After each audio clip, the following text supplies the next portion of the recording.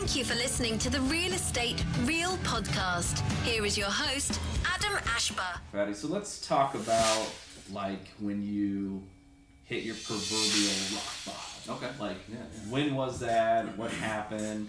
And how did you go from like seriously fucking up, right? Yeah. To where you're at today? Like, how did you make that leap? Because that's tough. Absolutely. And there's Absolutely. millions of people that are rock bottom. Absolutely. Yeah. And I mean, and you know, as bad as hitting rock bottom is, it's one of the things that I'm most grateful for. You know, hitting rock bottom for me probably was, you know, the day that I got intervened on. You know, it was the day I. What do you mean by intervene? So when the State Board of Pharmacy, you know, inspectors came in and confronted me about what I was doing. You know, they like, we know what you're doing. You know, Which is what? Which is, you know, I was self-medicating. I was self-medicating myself from the pharmacy that I worked at. You know, So I was stealing. I was taking what was not mine and using it. You know, and I broke the law. You know, I broke the law, and so I got intervened on by the Board of Pharmacy, and at the same moment, I had the pleasure of meeting the Sheriff Department and the DEA and the ATF all at once. You know, so Jeez, it was. So like you're going to jail. Yeah. Oh yeah. Absolutely. Handcuffed, the whole like. Yeah. It was. No get out and of jail it was free weird too. I mean, because when I think about what happened is, you know, when everything happened, you know, obviously I lost. You know, I was fired right on the spot, and as I was leaving, you know, they just let me leave, and I was like, you know, I was confused at the moment. I'm like, wait a second, I'm just gonna get in my car and drive off, and as soon as I get in my car and as soon as I get on the public road, I get pulled over, and then that's when, you know, everything went down, and, you know, was arrested and taken to jail, and that process, you know, sitting in jail, was for me was my rock bottom, as you know, me reflecting on like how did I get myself here? Yeah, you know, you're a pharmacist. Yeah. I was like, how did I not family? how did I not see this coming? And Yeah. you know, and it was you know, because I was, you know, I wasn't aware of what I was doing, you know, because I was so much under the influence of the drugs. But at the same moment, I wasn't thinking clearly. You know, I just did not. My ego had taken over. You know, and I was like, I know what I'm doing. You know, I'm in control, and nobody could tell me otherwise. And did you have a lot of red flags? Oh, absolutely. Yeah, there was right. always. Yeah. I mean, everyone was like, you know, especially my wife, who, you know, she's constantly, you know, she's like, there's something wrong. You know, maybe she. And you were being honest about it. No, absolutely. Okay. No, that kind of goes back to the rock bottom part. As bad as it was, there was also a relief part of it because the game was over. Yeah, there's got to be the jigs up. Yeah, the game was over. Yeah. It was this sense of, there's, you know, it's such a negative event, but the positive, kind of like that sense of like, okay, all this work of me hiding it and, you know, keeping it from people and pretending that this doesn't exist, and all that mental and physical stress and, you know, running around it was like, okay, the jig's up, okay, you know, it was like this breath of like, okay, finally it's out there, everybody knows, I don't have to hide this anymore, but at the same time I'm like, I'm in this shit right now, you know what? Yeah, right. So, oh, absolutely. Yeah. So you go to rehab. Come out. Then, what, I mean, obviously a light bulb went off somewhere. Absolutely. Where at? Yeah. Like, so I mean, it was jail or you're in rehab. I mean, to be honest, there wasn't like a single event or time where I was like, you know, like these rays of light come out of the sky and like light bulbs go off.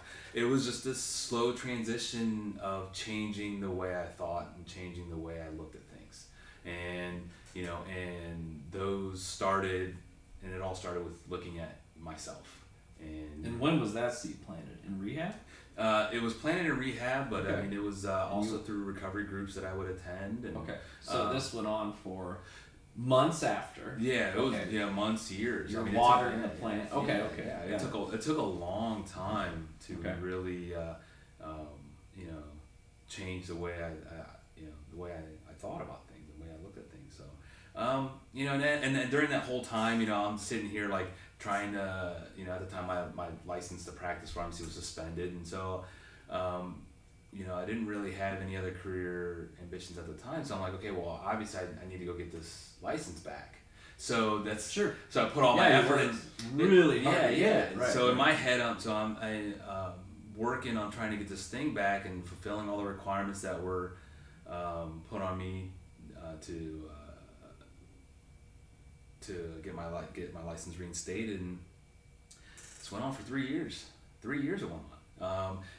Came to a point to where the State Board of Pharmacy had asked me to take a remediation board exam, and when I was preparing for it, I just noticed that the drive for this thing, it just wasn't there anymore. You know what I mean? It just took the remediation exam, and I didn't pass. So at that point, I just was like, wait a second, I really asked myself the question, why am I really doing this? Do I really want to practice pharmacy again? Or am I just doing it just because I want my license back? I just want to kind of, save my name, or, clear my name. So, it took a lot of deep thought and, conversation with my wife, and we both came to the conclusion. I'm like, I don't want this anymore. It's like, what I really want from, out of my life isn't this anymore. I don't want to do this. So that's when I made the decision. I made the conscious decision to retire my license. I was like, that's it. I'm done. I want to help others, but this isn't the avenue that I want to take to be able to do that. Okay. So that's when I really started to research, other avenues of, being of assistance to my community, to others who who have similar experiences or who may need my help. So I went back to school, got a master's in public health, so I could really learn how to understand my community a lot better and learn other aspects of the of public health overall. And then I was doing some research online, and it was weird. Just something popped up, and something popped up about wellness coaching, and I was like, what is this? You know what I mean? Because at that time I was like this mental health not guru, but I was this mental health advocate. Like, that's all I wanted to really focus on, and that's what I was really working on. And I would preach mental health to my family. Mention on it. Yeah, absolutely. So my wife had mentioned that I would, in conversations sometimes with mentioned that I would be a great coach, and but it wasn't really anything specific, something popped up online, and I did some more research, and I'm like, I think this is what I want to do. You know what I mean? And more research the more and more I researched, the more and more I looked into it, the more and more I began to connect to it. Because I'm like, it takes, I'm able to take my experiences and really help others discover their strengths and their and their values and their beliefs, and connect it to what they want to do in their lives. And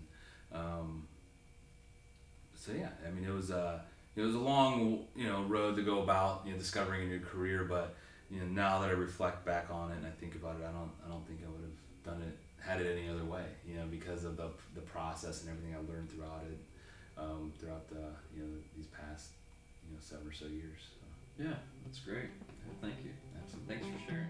Thank you so much for listening to this episode of Real Estate Real. Check us out on all the major podcast platforms: Stitcher, Spotify, Apple Podcast. Like us on our fan page on Facebook at Real Estate Real, and let everyone know that this is the best podcast in America.